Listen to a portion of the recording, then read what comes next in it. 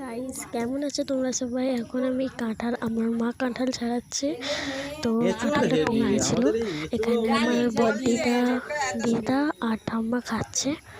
এই দেখুন কি সুন্দর কাঁঠালগুলো, প্রচণ্ডই মিষ্টি। আমার দিদা এইটা খেয়ে বলছে তো ভালোই হয়েছে।